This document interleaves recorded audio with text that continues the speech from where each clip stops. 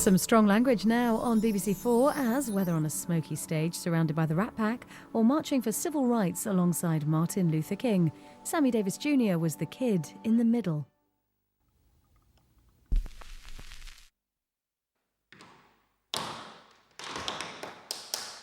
There's music to play, places to go, people to see.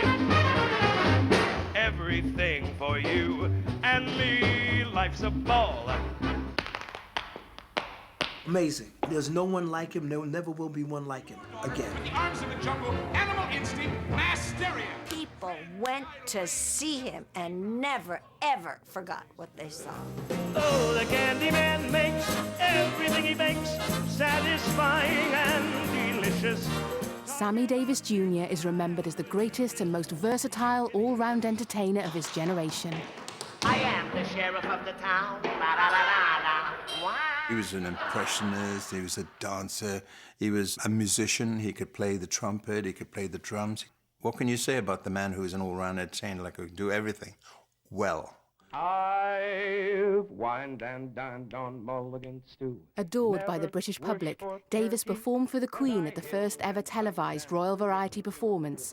He was also a key player in Frank Sinatra's Rat Pack. Whatever happens, we've got us. Sammy would idolize Frank throughout his life.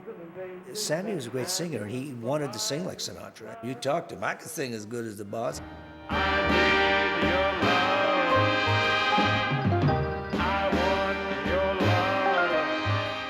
To reach the top, Davis had to overcome being born black in a white man's world. He broke down walls. He made it possible for every black entertainer who's entertaining today. He captured our imagination on stage and screen, and then, of course, his identification with our struggle made him an even bigger than life person for us. In an extraordinary career spanning 6 decades, there were many times when Davis came close to losing his reputation and even his life. Cohen said, "You've got 48 hours to marry a black girl or a black woman, or you're dead." Don't go to Matt Monroe. Don't go to Told by those who knew him best, this is the remarkable story of Sammy Davis Jr.'s rise to the top of the entertainment world. And tragically, his final spectacular downfall. Please remember my name. My name is Sammy Davis. My name is Sammy Davis. My name is Sammy Davis. My name is Sammy Davis. My name is Sammy.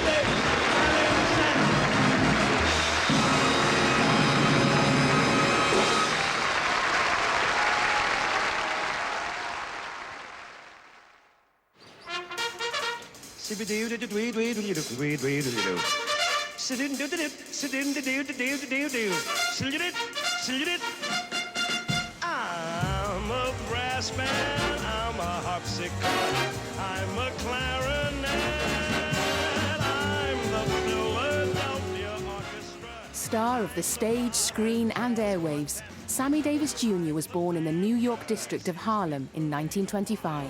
Count Basie Glass. His world was poor and black, and a far cry from the life enjoyed by the white communities in the city's more prosperous areas. Sammy's cousins live near to where he grew up, and they've recently inherited some old film reels that once belonged to the entertainer. There's one here that actually was sent to Sammy. His address is on it. So how cool is that? Whoa. It will take us quite a while to go through these. They're part of Sammy's legacy and our history. Good. Now Laurie Lee and Keith are watching the films for the very first time. I'd like to say thank you for coming tonight, and all of you folks at home for tuning in on this, my very first show. Ah, there we go. Yeah. Look at that. You know, you don't get to see him dance very often in later times. I like to see the old hoofer come out. And there's the stance. This is fabulous. Nothing can stop me now. think we found a treasure, Keith. The film reels contain footage from Davis's first American network television series from the 1960s. A black man with his own shows marked a major breakthrough for all African-American performers. As a young boy in the 1930s, Davis never dreamt he'd enjoy such fame.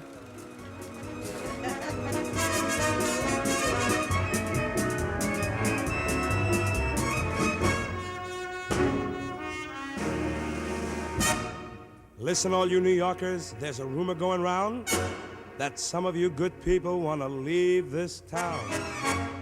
Well, you better consult with Vaudeville theatre was in the family blood. Davis's parents, Sammy Sr. and Elvira Sanchez, were both dancers, sharing the bill with some of variety's biggest names. But in 1928, offered the chance to dance on a long-running tour, Sammy's mum, Elvira, abandoned her 3-year-old son to the care of his father, Sammy Sr. He had some really hard early days. He had his father, you know, Big Sam, but he didn't always have the benefit of family love all together in a group. Every day, Davis accompanied his dad, Sammy Sr., to the New York theatre where he worked. He would watch his father on stage, dancing with the vaudeville troupe leader, Will Maston, the man he would forever call Uncle. Maston noticed Sammy's extraordinary gift as a tap dancer early on, and by the age of 5, Davis was tied into a contract that would financially bind him to his dad and uncle for the next 30 years. In 1932, the 7-year-old dancing sensation landed his first film role. He starred opposite Ethel Waters in the short musical comedy Rufus Jones for President. Part of an all-black cast and made for a black audience, Davis played the part of a young boy who dreamt about becoming president of the USA.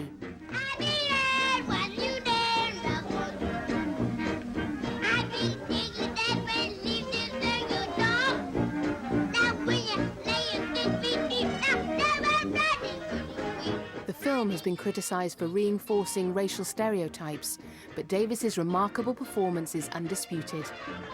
As he started as a little boy, he was a child actor and child star.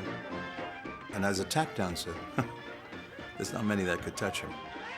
His appearance in Rufus Jones for President led to other film offers. Yeah! But Uncle Will wanted to keep the brilliant young Davis in the trio. Soon acts like theirs would be under threat.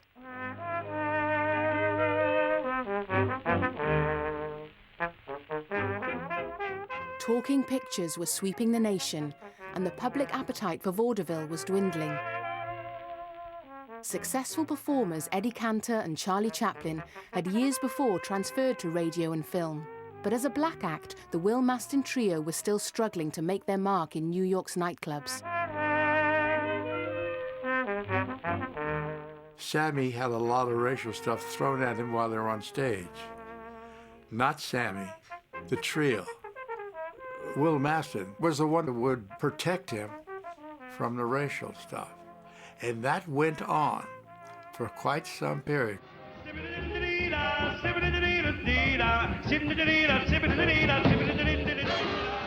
1941, the USA entered the war, and on his 17th birthday, Sammy was called up.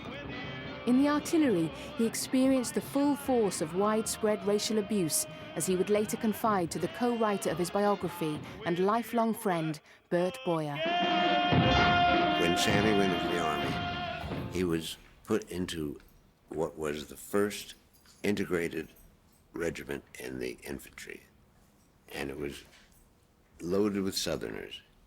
And they hated him, and they treated him terribly. Appearing on the BBC's Parkinson Show in 1976, Davis talked about his Army days. I had never been cursed at. So the first day I got in, Fort Francis E. Warren, Wyoming. I'll never forget it. And the man said to me, "Hey, you little mother, move your mother, and get your mother, and move it into that mother, over there." In the artillery, Davis struggled to cope with the racist abuse. So when an officer noticed his talent for dancing and offered to transfer him to the entertainment corps, he jumped at the chance. The great thing about Sammy, he did not become bitter. He just got angry, and he got very, very determined that I'll get bigger than this, and that I'll get so big that they'll never be able to look at me by looking down. They'll have to look up. If I rule the world, every day would be the first day of spring. After the war, Sammy rejoined the trio in New York. Anka's Away and Billy Wilder's award-winning The Lost Weekend were in the cinema. Sing of the joy every... Davis was now enjoying his own solo singing spot within the trio's act when they were invited to play Las Vegas and Miami's hottest hotel nightclubs. But the hotel's strict rules meant black entertainers like the trio were not allowed to enter public areas. Every voice would be a voice to be heard. He was not able to live on Miami Beach where he was starring. He had to live in Miami at a hotel where black people were able to live. From that point on, Davis was determined to use his talent to overcome the racism that he and the trio encountered. It was the fact that once I'm recognized, maybe they, the general public, will move past the fact of color and see just the art of who is singing and be moved by the emotion of the song rather than by the prejudice of their mind.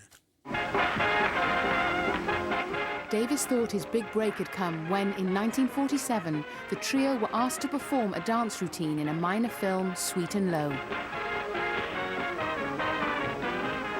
I'm going, a boogly boogly piggly, I'm going, a piggly piggly, I'm going, a boogly boogly piggly, I'm going. People went to see him and never, ever forgot what they saw. The people in the audience caught that inner energy that Sammy has. He draws people in. For now, there were no more film offers for Davis.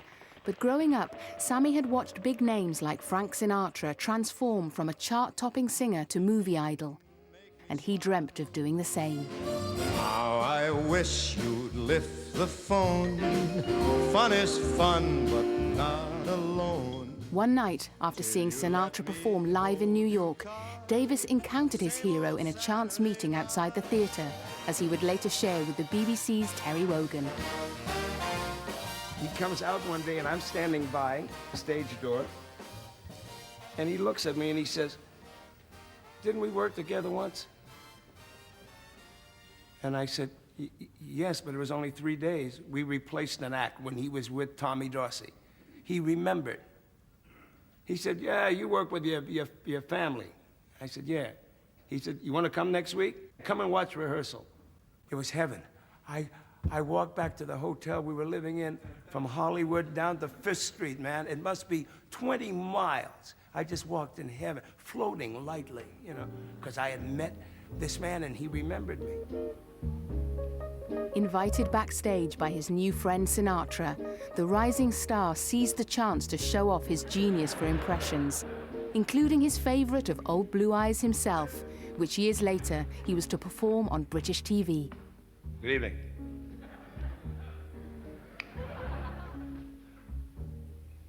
It's 2:45. There's no one in the place except you and me. Set 'em up, Joe. Got a little story you ought to know. Sinatra just loved it. He said, do that, put it in the act. Frank really admired him. He was a huge fan of Sammy's. He realized his talent. If Frank liked you, he'd open doors.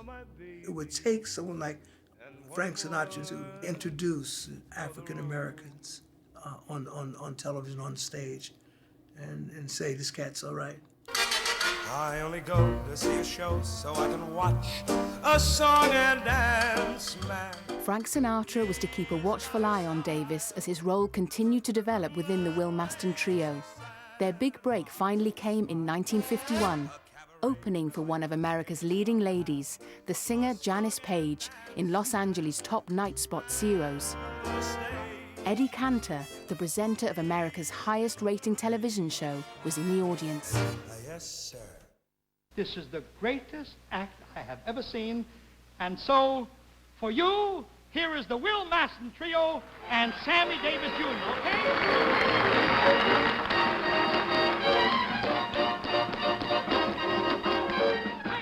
Davis's phenomenal television performance gave him national exposure and singled him out as the threesome's brilliant leading man. From now on, they would be forever referred to as the Will Maston Trio, starring Sammy Davis Jr. Within 3 years, the multi-talented Davis was signed to a 50-record deal by the leading label Decca. My mom had some records of his, and she used to actually sing his songs, and we used to listen to it on the record player. Hey there, you with the stars in your eyes. Love never made a fool of you. You used to be too wise. Hey there. His very first record, Hey There, went straight to #1 in the US Billboard charts, where it stayed for 8 weeks. You think someday she'll come. But just as Sammy's recording career was getting underway, a new sound was hitting the streets. Elvis and rock and roll had arrived. Well, that's all right, Mama. That's all right for you. That's all right, Mama. Just any way you do it, that's all right. Elvis and Davis's paths would later cross on the Las Vegas Strip, and they became lifelong friends. But musically, Davis would continue to follow in Sinatra's footsteps.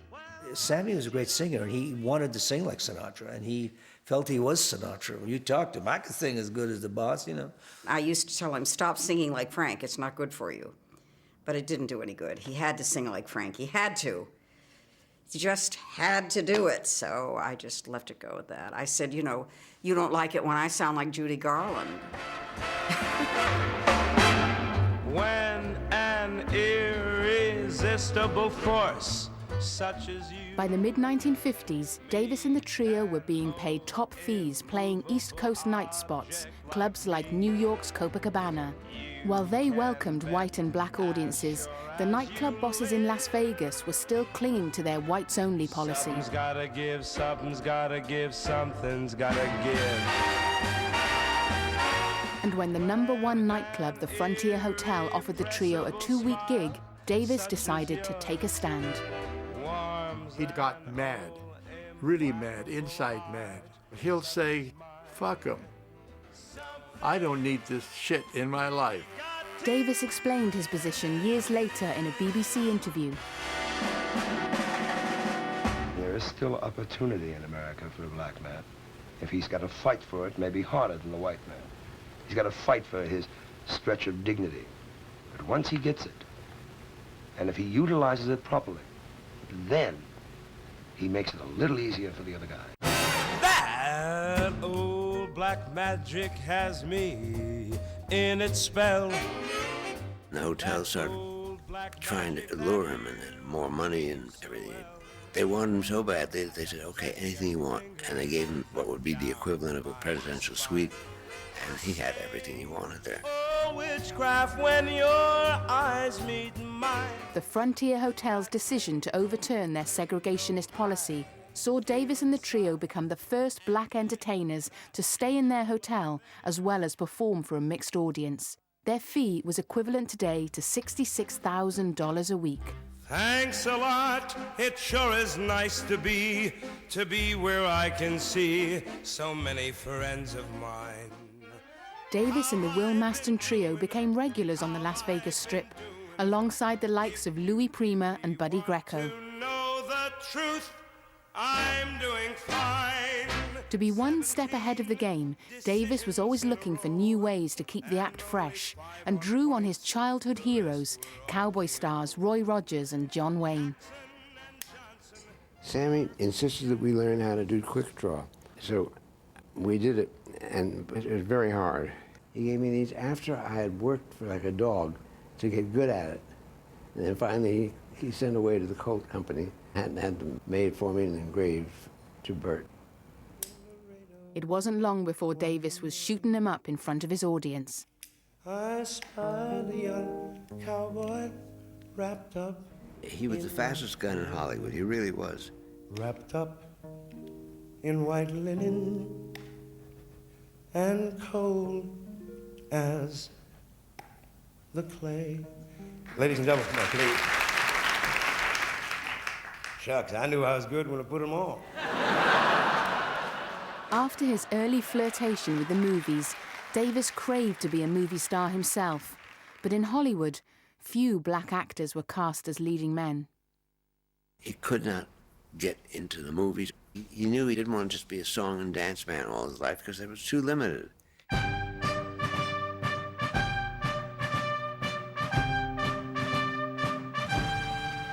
Sammy had been experimenting with film cameras for a few years and started financing and appearing in his own silent films, including this Western opposite his friend Arthur Silber.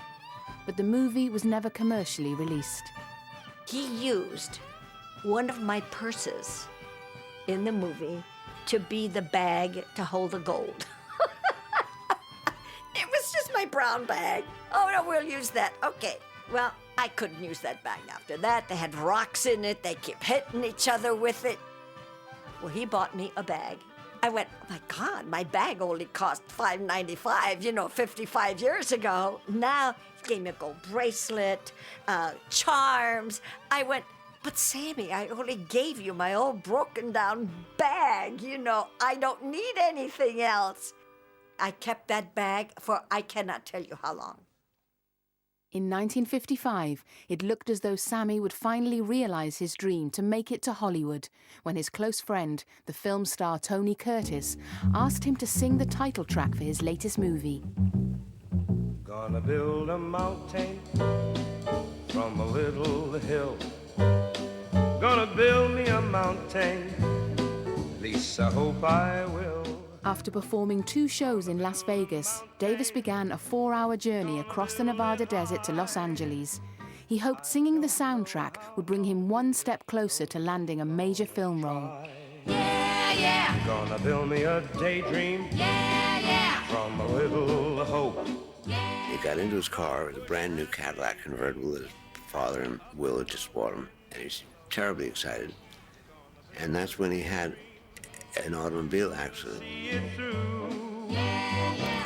A car in front of him swerved and stopped in the middle of the highway and couldn't avoid it.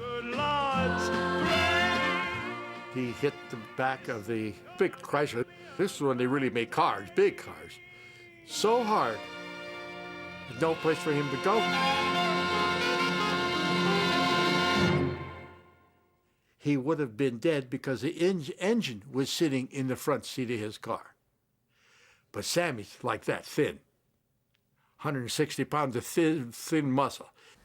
The car had a cone coming out of the center of the steering wheel, and his eye hit it. And it was terrible.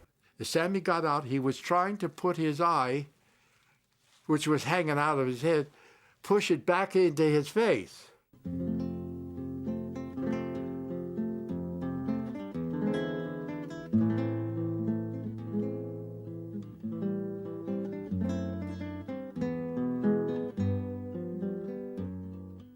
I was there when they were operating on Sammy's eyes. Sammy's biggest worry was he'll never be able to dance again. He was really headline material throughout the country. This terribly sympathetic thing about this kid who had finally made this great success, and now it was all gone. A pioneering operation saw 30-year-old Sammy fitted with a glass eye And 2 weeks later, he made the journey to Hollywood, where he finally recorded the title track, 6 Bridges to Cross. 6 bridges to cross. One bridge is the right one.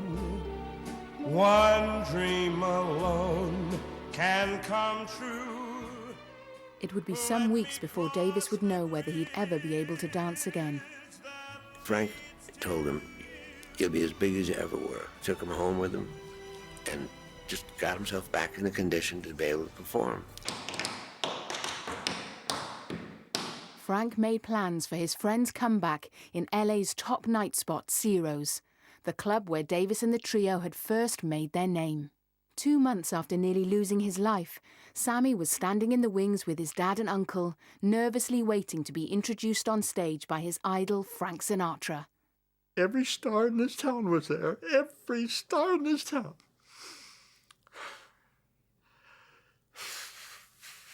Life magazine's got him on the cover.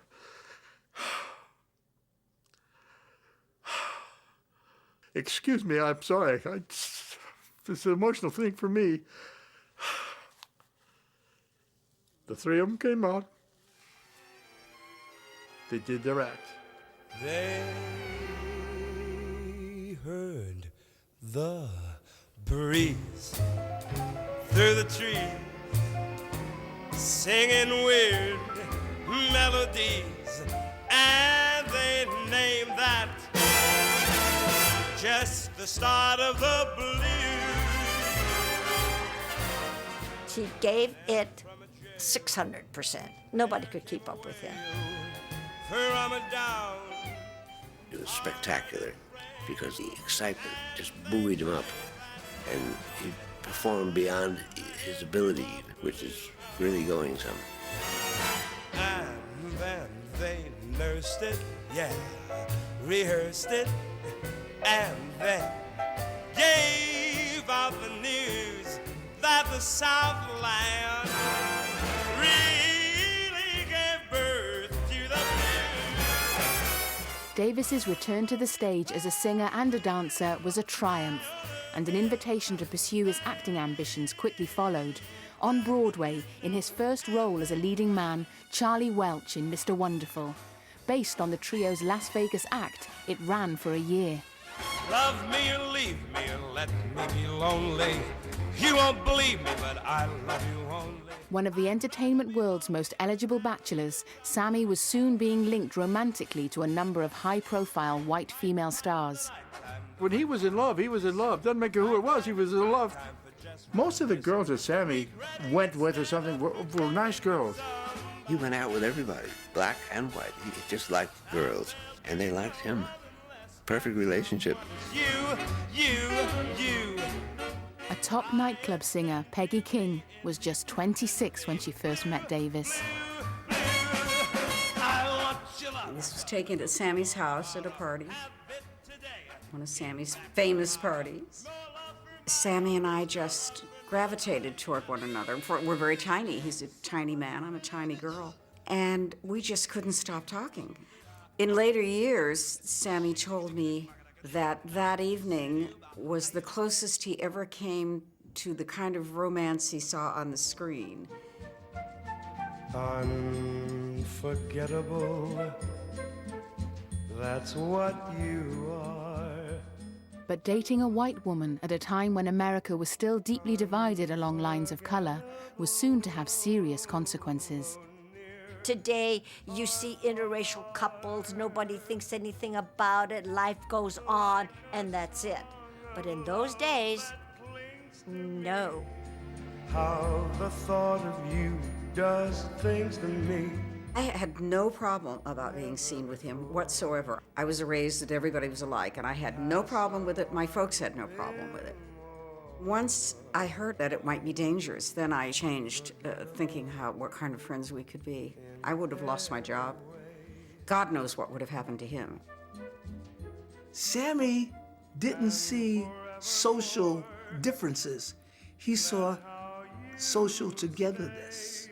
And so in his mind, he didn't think about the fact that he was a black man and that was a white woman. He didn't care. One thing will lead to another. Too late to run for cover. Davis refused to have society dictate his personal life and continued to date some of America's white leading ladies. When his close friends Tony Curtis and Janet Leigh invited him to dinner, he found himself sat next to Kim Novak, the star of Alfred Hitchcock's 1958 masterpiece, Vertigo. The whole thing must have been so embarrassing for you. Not at all. I enjoyed talking to you. Well, I enjoy talking to you. It wasn't long before the gossip columnists caught wind of their budding romance. They were both treading on very, very thin ice. Being a movie star, going out with a black guy, that wasn't good for her. I think she was his great love.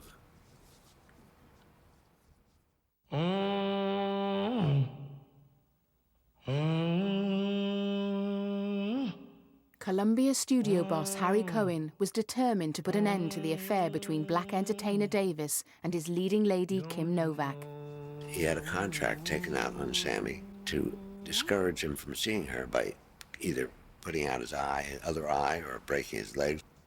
Cohen said, "You got 48 hours to marry a black girl or a black woman, or you're dead." Now, when a guy like him, a mob member, says that, they're not joking. In spite of his love for Kim, faced with a death threat, 33-year-old Davis knew he had to take action. He's sitting on the end of his bed, and he's going through his address book. I said, "What are you doing?" "I'm looking for somebody to marry." Have you heard? I married an angel. He rang 24-year-old Lorraine White, a black dancer and singer he'd previously dated. He made it very clear with her, "I need you to do me a favor. Marry me. I'll pay you $10,000 for all the shoes you want to buy." And she married him, and it was a big ceremony, and Harry Cohen relaxed and withdrew the contract, and that was fine. I married an angel.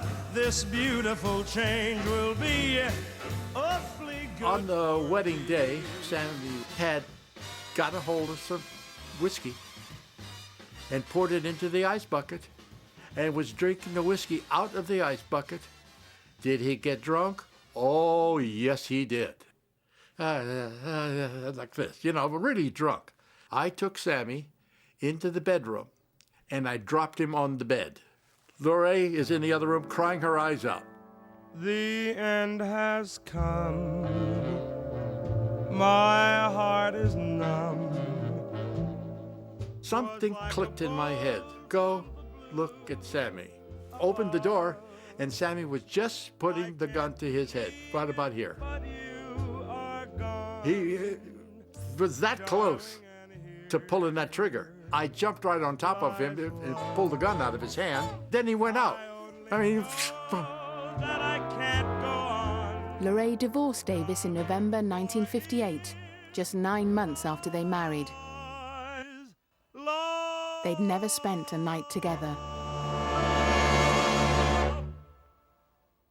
With his personal life in tatters, Davis's acting career was given a boost when he was offered the leading role as the drug-dealing pimp Sportin' Life in the film of Gershwin's musical Porgy and Bess. Davis wanted the role so badly, he offered to waive his fee. Come with me, that's where we belong, sister. Davis performed Gershwin's songs many times on television, including this appearance in March 1960 on his friend Frank Sinatra's network TV show. The new decade finally saw the breakup of the Will Maston trio. Failing health forced the retirement of Sammy's father, putting an end to 30 years on stage together. But even as a solo act, Davis would continue to split his wages with his dad and uncle. And I would just like to say very simply, would you welcome Mr. Sammy Davis Jr. Here's a happy tune. A happy tune. You'll love to croon. You love to croon. They call it Dean's song. Looks like I'm gonna have to explain this thing. Sammy would go on to headline in his own right, performing twice nightly on the Strip, and then carousing at the Sands Hotel with Sinatra, Martin, Lawford and Bishop. But Dean, here's the scam. Whenever one of the boys was in town, the others would follow. Their impromptu shows sent audiences wild. The Rat Pack, as they were quickly known, performed together for the next 4 years. The affection for Sammy was justified because there was nobody like Sammy. He really had that innate talent and that natural talent. And Frank knew that. Frank knew he needed him around, and they needed him as the dynamic in that Rat Pack because it was so diverse. She loves the theater, doesn't come late. He'd never bother with anyone she'd hate. That's why the lady is a tramp. We would see them perform, and of course I was just mesmerized and totally taken with it. There was nothing like it. Won't go to Harlem. I love seeing him with those guys. He's just so laxed and chilled and just being him. That's what I love most. With his unique sense of comic timing, it was Davis's role to play the fall guy. You're just too marvelous for words, like a glorious, glamorous, and that old standby. Audiences were treated to what often looked like a very public stag party. Songs were interrupted by wisecracks. Many of them appeared racist and at the expense of Sammy, or Smokey as he was nicknamed by Frank. Frank Sinatra meant no harm to the culture or to Sammy Davis Jr. There was no prejudice amongst them. There was just love. Frank loved Sam deeper than a brother and would have done anything for him, and did. He loved him. They had their differences, but brothers do. Someday I'll have me a chauffeur and a block-long limousine. Through the early 1960s, the boy from Harlem was living the millionaire's lifestyle, making more money than he'd ever dreamed. Someday I'll have Sammy and money, they had a very strange relationship. He didn't care about money. He only cared about being a star. He loved the watches, he loved the cameras, he just spent money. Like manure, he spread it around all the time. Wealth and fame also saw Davis mixing with the country's leading figures, including the man who would be the next president. Here I stand at the crossroads of life, childhood behind me, the future. 1960 witnessed Jack Kennedy go head-to-head with Nixon in one of the most closely fought presidential battles ever. Frank Sinatra had worked hard to get Vegas's entertainment world behind Kennedy.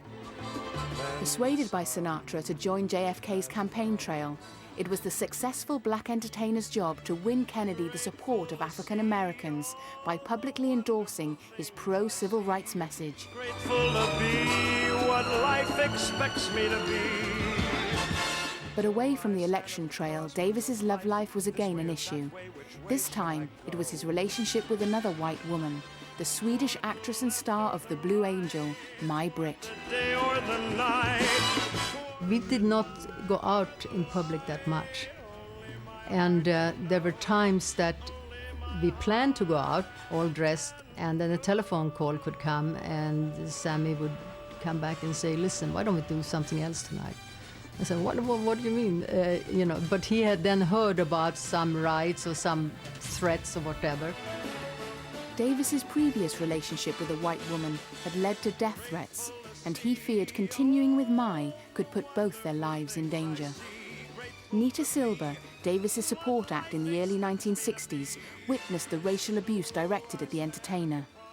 He did a show, and it was right here in L.A., and there were bomb threats. Okay, we had to evacuate the theater. And yet, he had to bypass all of that, go on stage, and perform this absolutely astounding performance. What kind of fool am I, who never fell in love? In In spite of the death threats, Davis announced his engagement to My Brit. Frank was mad, and Frank could get very, very mad. Trust me on that. He told Sammy not to do it, and he had a lot of influence on Sammy. What are you doing, you son of a bitch? What, do you know what you're doing with your life? In a climate where interracial marriage was still against the law in many states, Sinatra's concern was for Sammy and Mai's safety, but Davis was not to be put off. Sammy's attitude about everything was, I'm not going to be told by other people what to do as long as I'm not breaking the law, I'm not hurting anybody. She was, you're not going to tell me anything. I love this man. I'm going to marry this man, and fuck you. Without you, I'm nothing. Without you, I'm nowhere. A week after Kennedy's election victory in November 1960, Davis and My Brit married and set up home in the Hollywood Hills. Within a year, their daughter Tracy was born. But through the early years of his marriage, Sammy, a workaholic, was rarely at home. Busy filming the musical Robin and the Seven Hoods in 1963 with his Rat Pack buddies, Davis played the familiar singing, dancing gunslinger, an act he'd been developing for over 20 years.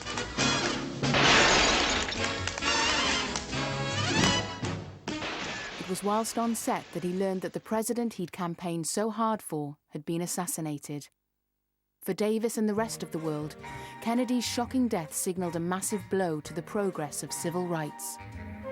Can't you see it?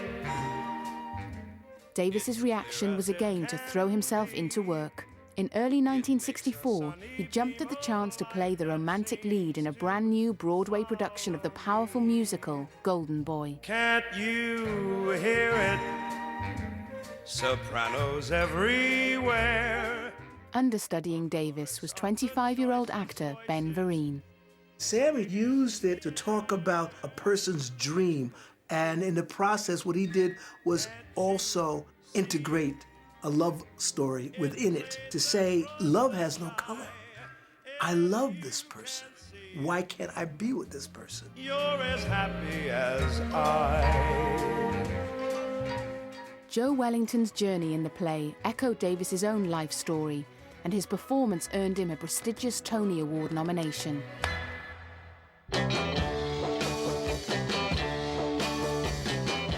But approaching middle age, Davis's staying power as a recording artist was about to be challenged by the British invasion, led by the Beatles.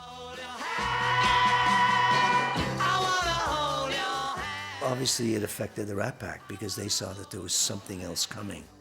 They started to feel the threat of they weren't the only game in town. When it started to really take hold, you'd notice they would start doing records that were a little more pop, a little more contemporary, if you will. But deep down, they really didn't like it. They didn't get all that hard rock stuff.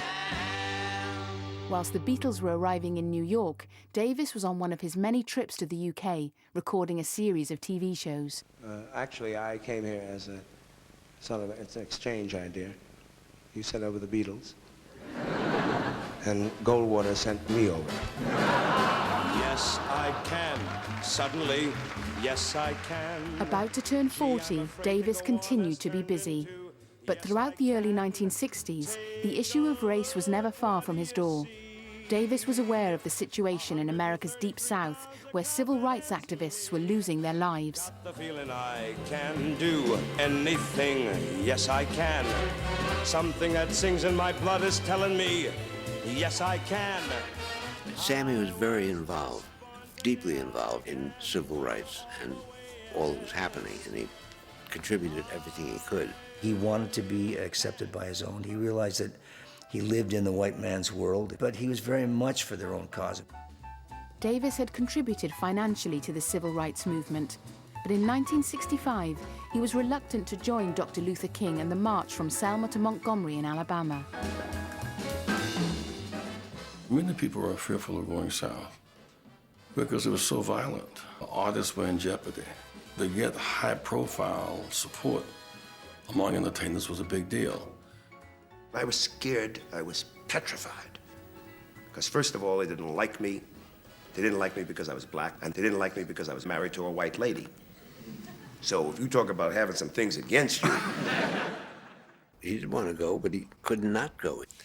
And he went down there, and then Martin, Reverend King, said, "We got you here." Somewhere there has to be the other half of me. Davis was now a father to 3 children, but with his career and his civil rights work, he was struggling to achieve a home-work balance. He couldn't be the father to the kids that she wanted. She wanted a father who'd go out and play ball with them. He couldn't throw a ball. He'd never thrown a ball in his life. And he couldn't go to Central Park with the kids because he'd get mobbed. She just said, "I can't take this anymore." She said, "And I never want to get to the point that I hate you." She said, "Because you're a nice person, but you're just pointed in the wrong direction." In 1968, My Brit divorced Sammy Davis Jr. I gotta be me. I gotta be me.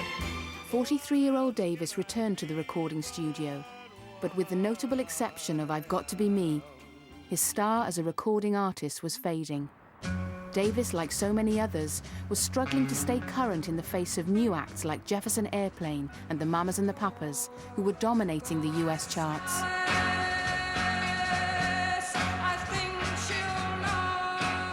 Davis concentrated instead on his acting career, returning to the role that had earned him a Tony Award nomination in the revival of the musical Golden Boy. Touring America and Europe, Davis was in London's Palladium Theatre when he received shocking news from back home. He was sitting in a room smoking and carrying on holding court. And Joe Grant came through the door. And Joe Grant was like, he was in shock. He was like, she was shaking. And Sammy said, "What's wrong?" He said, "They killed him. They shot him," he said. He said, "Who? Who? Joe. They shot who?" King. Sammy was running around. And the room got like, really, and he said, "Shh, quiet. Everybody, just stay cool." Away from the city that hurts and mocks, I'm standing alone by these lonely docks. In the wake of Dr. King's death, angry riots erupted across America. Devastated by the loss, Davis went on national television to appeal to black and white Americans to abide by Dr. King's message of peaceful change. Sam was saying, don't self-destruct. Don't self-degrade. Remain focused. Our dream will be realized because our time has come. He kept that message out there. A stone with the dawn coming on, make it light. Davis returned to touring Golden Boy and began a relationship with one of the show's dancers, 25-year-old Altavise Gore, the woman who would become his 3rd wife. I wanna be happy, but I won't be happy. At the start of the 70s, Davis had not had a chart hit for 3 years and was desperate to find a song that would put him back in the spotlight. It fell to his new label, MGM, and producer Mike Curb to land Sammy a hit. He had said to me, "I don't want to do rock and roll. I don't want to do R&B." It had to be a song that he felt Sinatra would have sung, and I pointed out that Sinatra did High Hopes. Why can't you do Candyman? Sammy just didn't want to record it, and I said, "But I think we can get enough rhythm going on this record to get it on the radio." So he made one take. He didn't sing the whole song. And then on the chorus that he didn't sing, where it goes, "The Candyman makes everything," that part, I dialed my group in and had them sing that. That record went all the way to #1 on the Billboard chart, and for the rest of his career, they called him the Candyman. Who can take a sunrise, sprinkle it with dew, cover it with chocolate or a mirror color too, the Candyman. Written by Anthony Newley, The Candyman was Davis's 8th and final foray into the American top 40, topping the hit parade for 3 weeks. Oh, the candy man makes everything he bakes satisfying and delicious. Talk about your childhood wishes. You can even eat the dishes. Candyman, wonderful song. You could take a sunrise, that-a-lee-dee. Iconic. It's funny, the things we resist. I don't know, I'm looking for something to resist. To make the world taste good. He said his name was Bojangles. Then he danced a lick. Right across the South. On the same album as The Candyman, Mr. Bojangles, written by Jerry Jeff Walker, would become another Sammy Davis classic. He had a way of taking a song and making it his own. I mean, there are a lot of people, if you say who had the hit of Mr. Bojangles, will say Sammy Davis Jr. They won't say the Nitty Gritty Dirt Band. Shake back his clothes all around. Whilst Davis was enjoying a brief return to the top of the pop charts, his friend Frank Sinatra, now retired from show business, was back in the news. Sinatra had previously campaigned to get the Democrat Kennedy elected, but by 1972 he had switched sides to back Republican President Nixon. Davis, until now a lifelong Democrat, followed suit and accepted an invitation to perform at the Republican convention. Sammy was up front on the stage and he performed and everybody loved him, of course. And Nixon took the microphone. In a surprising move, President Nixon began his speech praising Sammy Davis Jr. Sammy was standing behind him and he was so overwhelmed with this wonderful flattery. And he went forward and he hugged the president. Everybody came out against him because, like, what's he doing with this Republican? He was so committed to pleasing people. I'll dance for you, sing for you, play the drum for you, do comedy for you, inspire you, turn you on, pull races together. He was all about entertaining and creating joy for people. It was upsetting, you know. Wish it hadn't happened. I think he eventually wished it hadn't happened.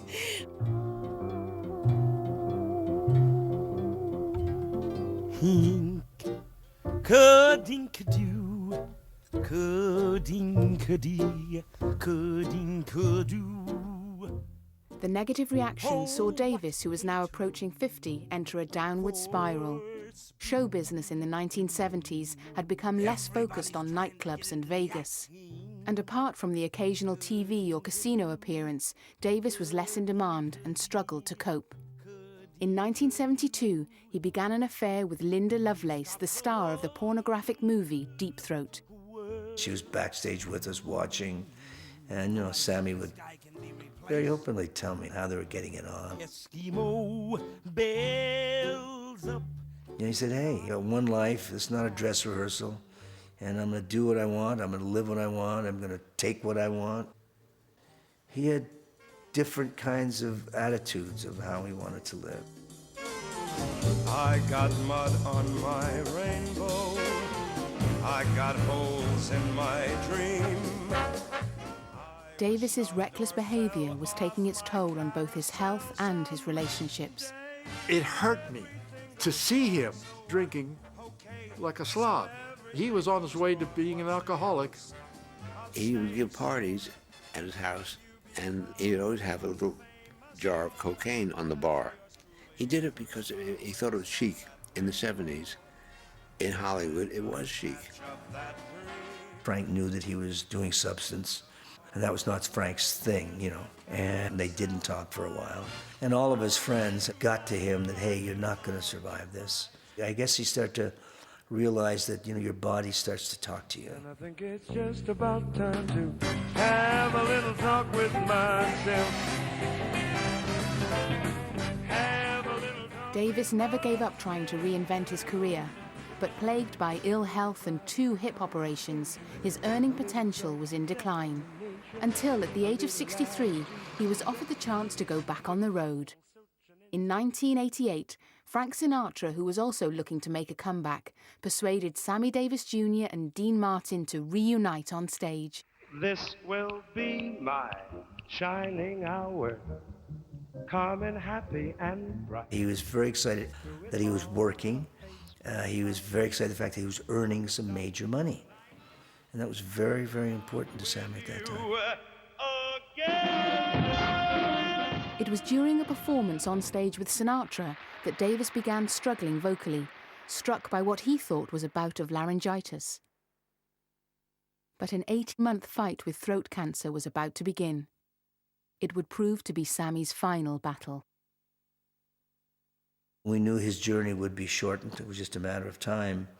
Everybody was just rallying around the best you could. We had an opportunity to visit his home. We had an opportunity to have some family quality time with him. And I actually left there thinking that he was going to be okay. Funny how you make a friend and you anticipate you'll grow old together, but then it didn't happen. I did get a chance to say goodbye to him.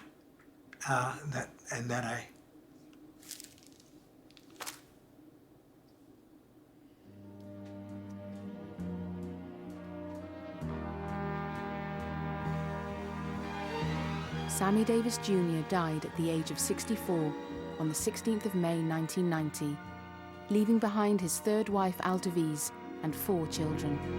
I'll begin again. I will build my life. I will live to know that I fulfilled my life. Following his death, Davis's family discovered he owed millions of dollars in unpaid taxes. They had no other option but to auction off his home and possessions, including this personal photo album bought by his friend Nita for $500.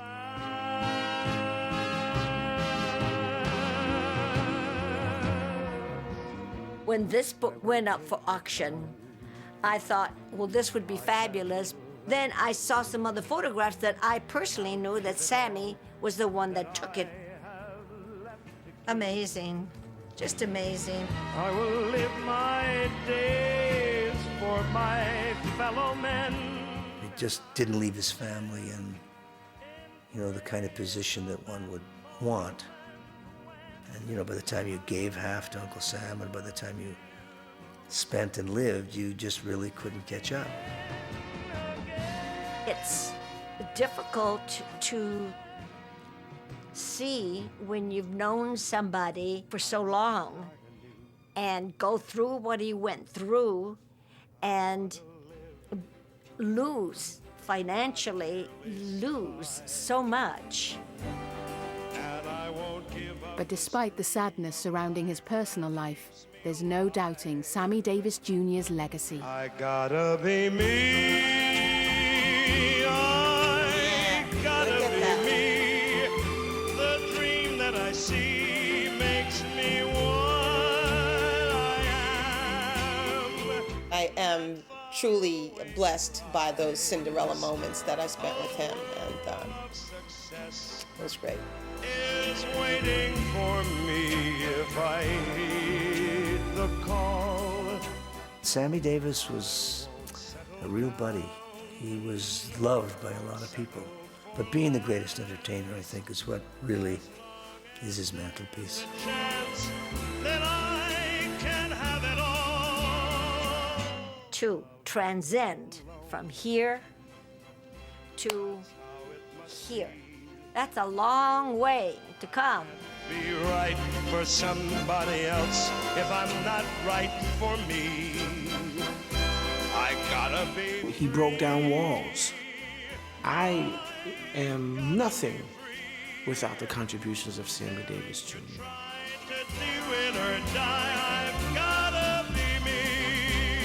I love that little man. I love him. I love him. And as long as I'm on this planet, I will always let them know that Sammy Davis Jr. came this way. And because he came this way, your life is better. I gotta be free.